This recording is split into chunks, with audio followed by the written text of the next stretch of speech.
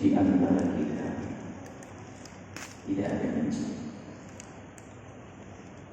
di antara kita tidak ada prasangka buruk, di antara kita tidak ada dengki. Sebab tanpa ini akan sia-sia kita duduk dengan siapapun. Bahkan kalau seandainya kita duduk dengan baginda Nabi, orang yang punya dengki, punya benci, tidak punya cinta, biarpun duduk dengan baginda Nabi akan menjadi Abu Jahal. Maka pastikan kalau kita akan mendatangi majlis, hati kita dengan guru.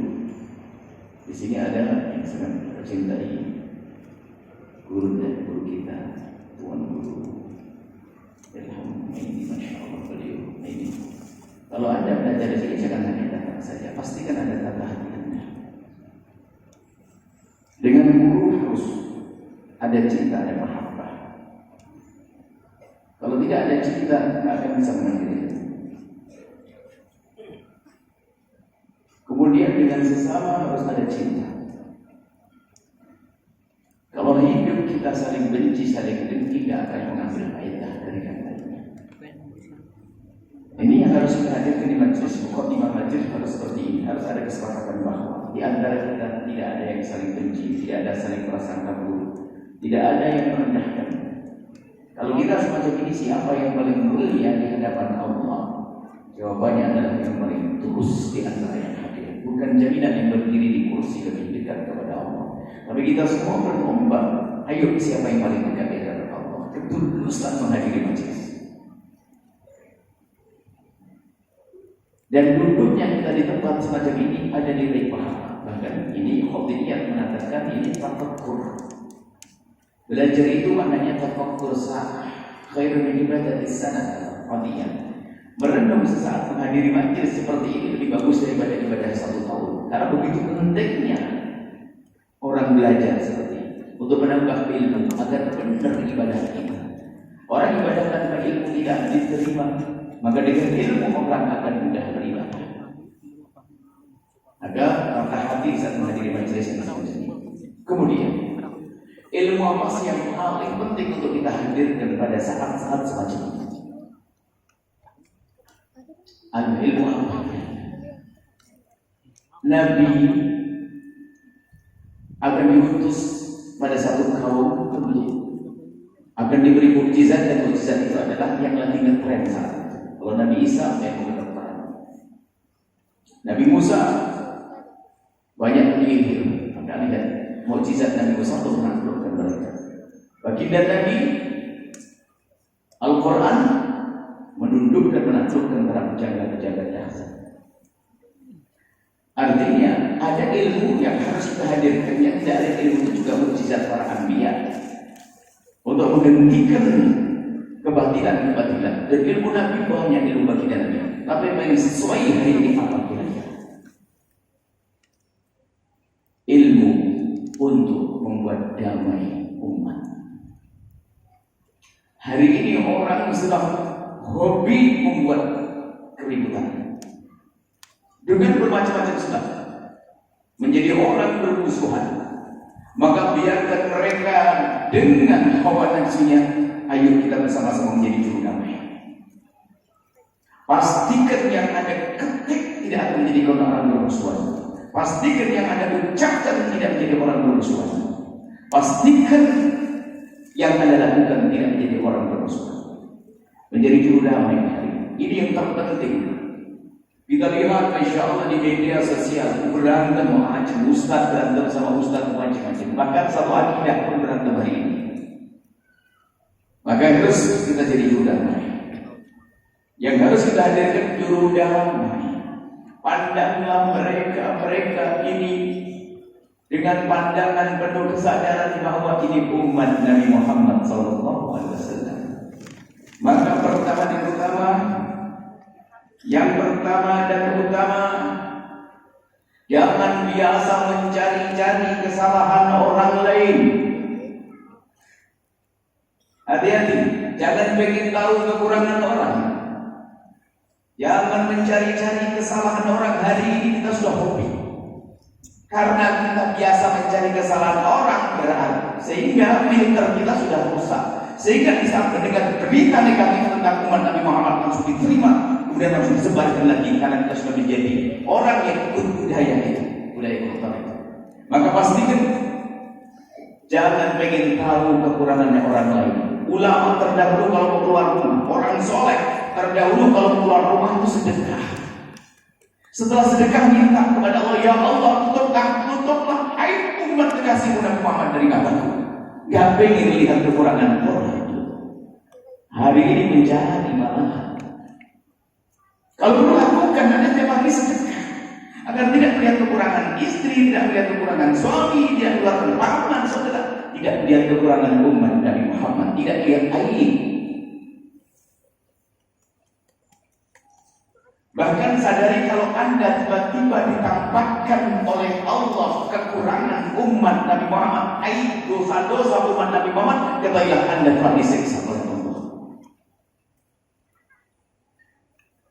Kalau tiba-tiba Anda keluar melihat kekurangan orang, Anda disiksa. Akan tapi ketahuilah hamba terkasih Allah selalu ditutup. Susah lihat kekurangan orang. Bahkan di saat lihat kekurangan orang, begitu mudah dia melupakannya. Ini yang perlu kita hadirkan saat ini. Lihat sekarang banyak orang menghantam-hantaman, jadi lagi Allah. Bahkan ini harus dilakukan dalam segala kehidupan. Termasuk ini kan tahun politik. Kami sering seru, hei tim sukses. Sampaikan tim sukses dimanapun kalian berada, ayo jadi tim sukses yang benar. Maka dengar nasihat ini, cukup kau sanjung bosmu sesuai dengan pengetahuanmu, jangan mencaci bos yang lain. Kalau ini rumus dipakai gak akan ada orang berantem. Cukup sanjung calonmu tanpa harus mencaci calon orang lain. Ini berlaku dalam segala kehidupan, termasuk suami istri. Hei hamba Allah, hei para istri, hei para suami, jangan kau cari-cari kekurangan pasanganmu. Kalau kekurangan pasti ada karena kau menikah dengan manusia, bukan dengan malaikat. Tentu pasanganmu punya kekurangan.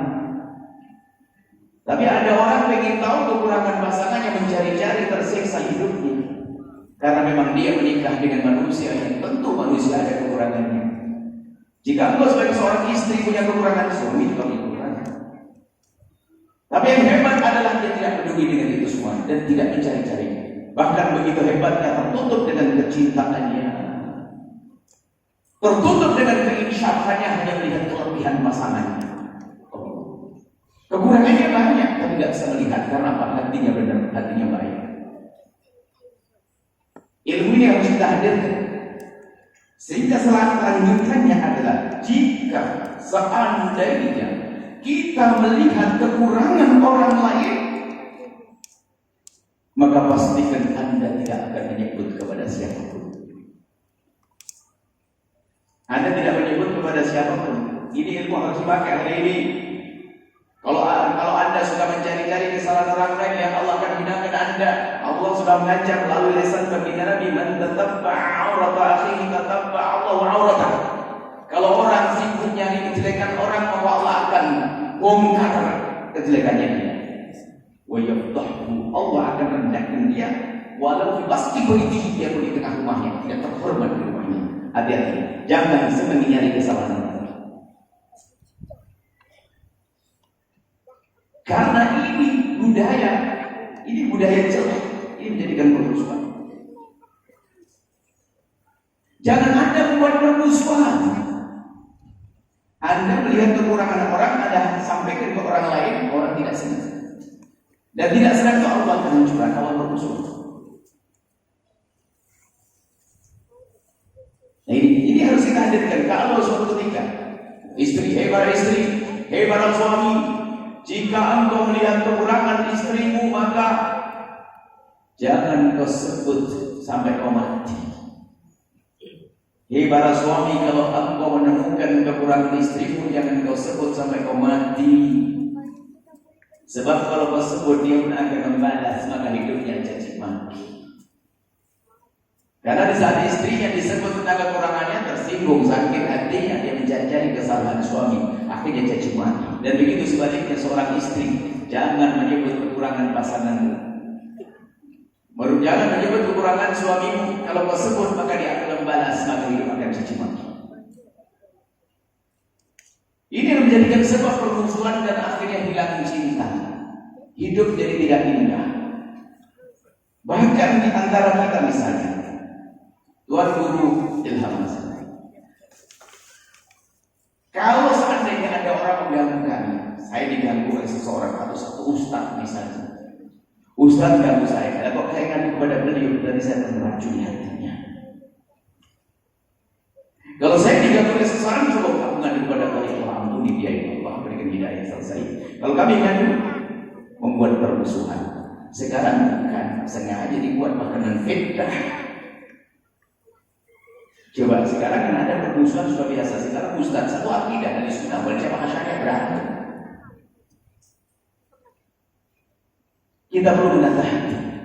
Dabba'alaikum da'ul umami qawlakum, awas hati-hati. Akan berayat kepada hati umat terdahulu, penyakit umat terdahulu. Dikatakan al-baghdha, yaitu penyakit kebencian. Wajal haliqah, dan kebencian itu adalah perpusat haliqah, memangkas wala aqulu tahdiku sya'ra, dan aku tidak mengatakan kalau itu motor rambut balik tahdiku di memangkas agama dia. Permusuhan dia pun katanya orang alim hebat, dan sudah masuk dalam wilayah kebencian, kotor kedengkian dia seperti orang yang punya agama. Maka dari itu ayo kita semua berpikir untuk menjadi juru dakwah, maka jangan pengen tahu kekurangan orang lain. Kalau seandainya pun kita diberitahu oleh Allah, maka banyaklah istighfar dan kita diuji, dihukum oleh Allah. Akhirnya hati kita kotor. Sementara kita ini ditutup oleh Allah itu kasih sayang, kata Ibn Abbas As-Sakandari. Allah menutup aib kita dari teman kita dari kita, ini kasih sayang Allah. Coba kalau Anda tahu hakikat yang ada pada saya, Anda mau ngaji hari ini. Kalau Anda tahu hakikat saya, apa yang ada di hati saya bergolak di hati saya, pikiran saya, nggak mau ngaji. Tapi alhamdulillah ditutup oleh Allah. Kalau sudah ditutup oleh Allah, ya tutup. Karena mencari kesalahan orang, kemudian menyebarkan kesalahan, menyebabkan permusuhan. Sementara Nabi adalah rahmatan lil alamin, untuk wujudkan kasih sayang. Ngadu umat Nabi, tapi ngadu domba umat Nabi, membuat permusuhan di antara umat Nabi, maka kita akan sesat orang itu. Jadi hari ini yang kita hadirkan bagaimana kita menjadi jurang. Semua kita punya kekurangan di hadapan Allah. Kita punya kekurangan kita semua. Kalau semua menjadi kekurangan orang lain, sibuk mencari orang lain, maka umat akan rusak. Tapi yang terpenting justru adalah bagaimana semua dari kita menyadari kekurangan kita, melihat kekurangan kita.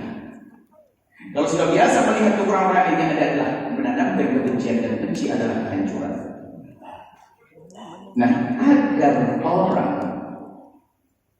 agar orang itu tidak mudah mencari kesalahan orang lain, dan agar orang itu tidak mudah menceritakan kesalahan orang lain, ada ramuan dari baginda Nabi SAW yang masih hadirkan pada majelis ini. Apa itu? Memupuk cinta di antara kita. Memupuk cinta. Kalau sudah ada cinta di antara kita, lihat susah melihat kekurangan. Cinta di hati kita.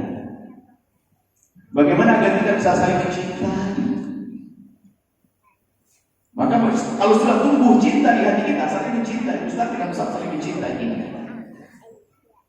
Kekurangannya akan kita tutup.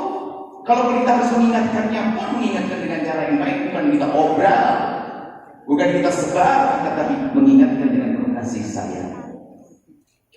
Dan ilmu cinta inilah yang akan memantaskan kerinduan mencari kejelekan orang lain, membongkar aib orang lain. Justru dengan cinta itu akan tertutup aib tersebut. Dan cinta ini yang disanjung-sanjung oleh baginda Nabi. Bahkan dalam hadis qudsi Allah menyeru orang aidan tahabuna bi jalali. Mana orang hidup di dunia dengan cinta? Karena aku, karena keagunganku. Maka ayo pastikan kita harus memupuk cinta di antara kita. Memupuk cinta, hidup indah dengan cinta.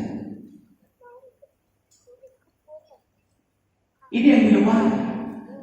Kalau orang dengan cinta, lihat cinta itu indahnya banyak. Dan kalau sudah orang bilang cinta, mulai dari dia suka melihat kejelekan orang, menyebar kejelekan orang, akan muncul benci. Dan kalau sudah muncul benci, akan muncul penyakit yang lain dengki. Ada dengki, ada dendam, bermacam-macam penyakit kotor menguasai hatinya. Dengki, lihat tetangga sukses, gak puas. Ayo, tetangganya kaya raya, marah dia. Tidak sampai di sana, Ustaz, lihat Ustaz lain sukses, marah.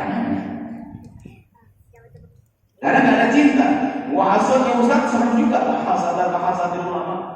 Tidak ada hasud bagi dasar dari hasudnya Ustaz. Ada Ustaz maju marah-marah. Coba kalau ada cinta tidak akan terjadi itu semuanya. Seperti dijelaskan Ustaz Al-Quran sama Ustaz Fikih berantem. Ini sebuah contoh saja. Ustaz Al-Quran ngajari santrinya, benar sih nasihatnya awal-awal santriku. Al-Quran adalah kalamullah. Al-Quran kalamullah. Maka membaca Al-Quran pahala yang banyak. Setiap 10 huruf dapatkan kebaikan dilipat gandakan 10 huruf. Al-Quran Masya Allah. Maka penting baca Al-Quran yang benar, baca Al-Quran pakai tajwid yang benar. Ada bed ilmu tajwid, malam ini Al-Quran hatimu. Dan hadis juga ada yang tidak pakai tajwid dosa. Maka penting Al-Quran. Bagus, nasihatnya bagus. Tapi tidak lama ujung-ujungnya ganyang menghadap Ustaz Fikih. Apa artinya orang ngerti ilmu fikih bacaan Qurannya jelek? Ganyang orangnya. Ini Ustaz Fikihnya. Ustaz Fikihnya sebelahnya rupanya sama satu madhab Nabi Iblis. Lihat, kalau cerita sama muridnya hebat wahai santri. Orang harus mengerti halal haram. Kalau tidak mengerti halal haram, kacau lalu. Bagaimana milah antara halal haram? Maka ilmu yang paling penting adalah ilmu yang bisa menjadikan kita tahu halal haram. Itu ilmu fikih. Agar kita tahu halal, kita ambil, haram kita tinggalkan. Ilmu halal haram penting. Tapi, apa artinya orang hafal Quran? Kalau tidak mengerti halal haram. Ya memang banyak Ustaz Quran begitu, nggak ngerti halal haram, iya, tapi nggak usah direndahkan. Ini sebenarnya apa terjadi yang demikian itu? Karena tidak ada mahabbah. Coba kalau ada mahabbah, bunyinya beda. Cinta itu bunyinya beda. Ustaz Al-Quran ketemu sama Ustaz Fikih. Yang satu dan Ustaz Al-Quran hafalin di Kudus, yang satu Ustaz Fikih belajar di Hadramut. Ini orang baik-baik misalnya. Ustaz Qurannya ketemu Ustaz Fikih. Dia Ustaz Fikih. Ada apa Ustaz Quran? Ustaz, saya itu ngapal Qurannya telat, umur 20 tahun tamat SMA baru ngapalin Quran. Jadi saya hanya bisa ngapalin Quran, tapi fikihnya kurang ngerti Ustaz. Terus, tolong Ustaz, saya murid saya banyak. Ustaz bisa nggak ngajar santri saya ngajar ilmu fikih? Nah ini Ustaz Qurannya. Ustaz fikihnya ngomong begini, Ustaz tar dulu. Saya itu terlalu serius belajar fikih sampai bacaan Quran saya nggak benar. Jelek bacaan Quran saya, makanya santri saya bacaan Qurannya jelek. Oke, anak mau ngajar di tempat ente, tapi ente ngajar di tempat anak. Gimana? Wajib itu Ustaz bener nih. Ustaz seolah. Nah ini kayak gitu. Karena ada cinta. Tapi nggak ada cinta kayak Ustaz berantem. Musuhan. Hasud. Sombong. Gede-gedean majelis. Itu kan madhab iblis waktu itu lihat tadi Adam ini. Nah maka dari itu cinta itu penting sekali kita hadirkan cinta. Lalu bagaimana kita agar bisa menumbuhkan kecintaan di antara kita yang sekaligus akan memangkas dengki dendam. Dengki itu kan coba ada mendengki. Alhamdulillah. Kalau ada dengki itu lihat tetangga bangun rumah sakit hati padahal tidak ada bata merah yang singgah di jidat kita. Tetangganya beli mobil, kita sakit hati padahal mobilnya juga tidak nabrak kita. Lihat Anas ini, begitu bodohnya orang dengki. Orang dendam juga sama. Melihat orang didendam di sukses marah. Sampai lihat ayam kecil yang di depannya, tahu itu ayamnya dia. Ayam kecil tidak salah. Pendendam itu si bodoh. Pendengki itu si bodoh. Karena tidak akan muncul benci dan dendam kecuali di saat hilangnya cinta. Maka bersama tubuhnya cinta akan hilang benci, dengki dan dendam. Makanya kenapa kita berdengki? Karena karena cinta. Dan dengki, benci. Nah ini bersama yang hilang. Maka kita perlu sekarang itu biasa bagaimana menumbuhkan kecintaan. Di antara kita harus ada membangun cinta. Urusan dengan manusia itu berat. Kalau tidak dengan cinta susah. Kita bisa mengabdi kepada seseorang kok. Tapi tidak dengan cinta berat. Tapi kalau dengan cinta mudah kita berbuat baik. Cinta itu bisa ditumbuhkan oleh hamba. Kita bisa latih untuk menumbuhkan kecintaan. Yang disebut yang disanjung-sanjung oleh Allah, disanjung oleh Rasulullah, agar hilang benci dengki adalah muncul cinta. Coba kita bayangin dulu begini, kalau kita dendam itu capek, kalau kita dengki dendam sama orang marah, ada orang waktu Masya Allah, kalau sudah marah begini bunyinya, untuk Allah akan saya tuntut nanti ke akhirat. Wow, kalau Anda punya menantu seperti itu, batal jadi menantu. Mendendam kayak mau jadi besan, kok racun. Akan tapi orang lapang hati, punya qalbun salim, hati yang selalu hendak memaafkan, indah orang-orang seperti itu. Nah, lalu bagaimana kita untuk menumbuhkan cinta? Kita mulai dengan kita tidak membicarakan kejelekan orang. Kita mulai dari kita tidak mencari kejelekan orang untuk menumbuhkan cinta. Kemudian sekarang kita ingin menjaga cinta, perlu ada caranya. Karena membuka ini, kalau kita mencari kejelekan orang akan menghilangkan cinta. Kalau kita biasa mencari kejelekan orang, hilang cinta.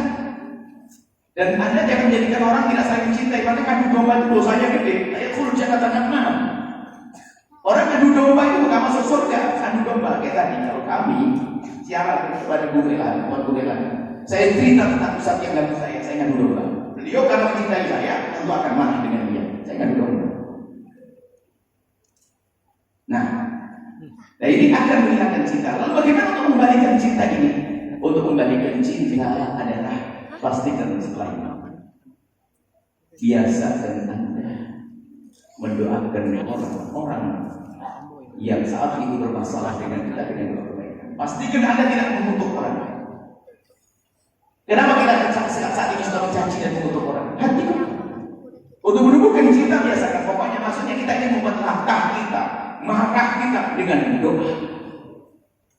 Kalau Anda bisa pakai ilmu ini beres. Anda marah sama seorang pun kurang ajar banget. Allah, dari sini katanya, semuanya tentang cinta. Udah enak banget. Kalau marah dengan kalimat yang baik. Tapi kalau sudah biasa mengutuk, maka biasakan dengan doa kebaikan. Doa kebaikan. Kalau tradisi Arab itu kalau lagi marah itu doa ini. Allah yakin itu masih semoga Allah dapat hidayah. Semoga Allah dapat hidayah. Allah yakin. Tapi ada kalau di Arab jangan ngomong sama orang Allah yakin. Sebab Allah yakin itu maknanya bagus. Cuma sudah kok maknanya itu sudah mana-mana. Kalau Allah yakin maknanya. Tapi sebetulnya kita ingin membiasakan di saat marah pun kita ucapkan kalimat yang baik. Anda mengucapkan kalimat yang baik kalau ada marah dari siapa. Jangan biasa kutuk. Kalau sudah kutuk, saatnya pun dikutuk. Biasanya caci maki orang sana. Makanya kalau Anda lihat orang ramai sukanya caci maki, kutuk di luar, sebetulnya di rumah juga sering kutuk anak dan istri tanpa sadar. Karena marahnya tidak pernah. Marahnya ngawur, kalau sudah marah nyaci maki, ngutuk habis-habisan, tabrak sini. Maka itu yang menjadikan orang lain juga tidak cinta kepada dia, berantakan hidup. Maka pastikan ayo kalau kita lagi marah sudahlah. Ayo mulai hari ini, kalau kita marah dengan siapapun, langsung kita berdoa dengan doa kebaikan. Anda harus bisa. Isya. Betul? Kalau Isya ada awal waktu, jadi azan dulu. PG-nya seperti itu. Biar saya tidak dimarahi seperti, biar tidak dimarahi seperti. Sebab kalau ada di masjid dilarang harus awal waktu.